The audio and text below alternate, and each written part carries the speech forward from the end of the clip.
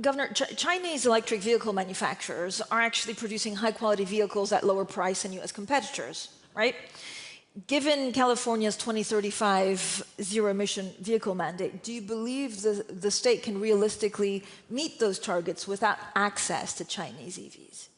Well, if there's any state that can, it's California. But look, my state of mind, let's clarify. 70% of global EVs are coming from China. And it's statecraft for them. It's about supply chains. It's about influence. It's about dominance. These guys aren't screwing around. I say this with admiration. They're flooding the zone in Europe. They're flooding the zone in South America.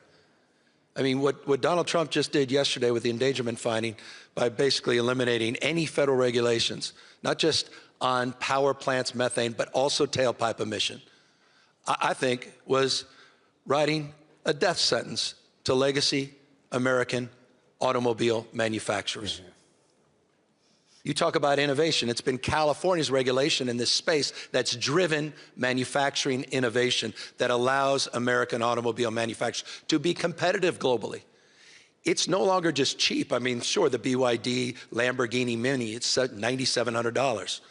They're no longer just, I mean, now they're doing 5-minute chargers. Fill up your SUV. It's about 5 minutes.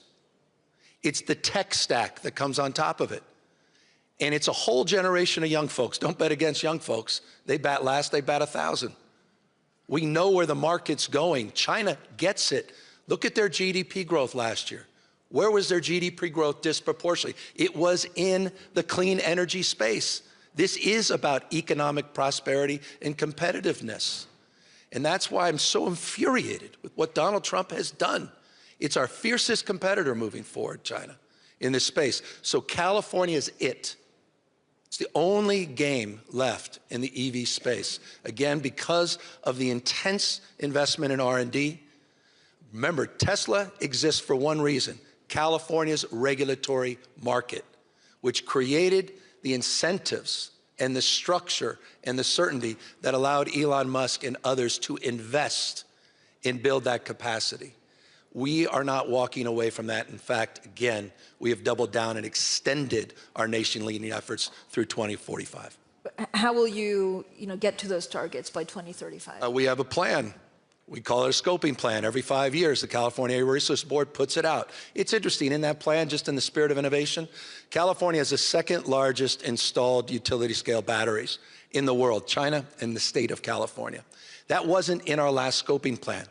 It was technology that we didn't even envision in our previous scoping plan. So we put out detailed 5-year plans. Every single target California has advanced, we have exceeded. Every single one, proving the point. I know there's sort of this theories that it's just goal setting and that we can never achieve these goals, or they're just stretch goals. Quite the contrary. I think the biggest mistake, in the spirit of Michelangelo, is that the biggest risk is that we aim too low and reach it, as opposed to aim too high and miss it. And that's California's mindset, and it has to be, again, in order for us to compete in this next big global market.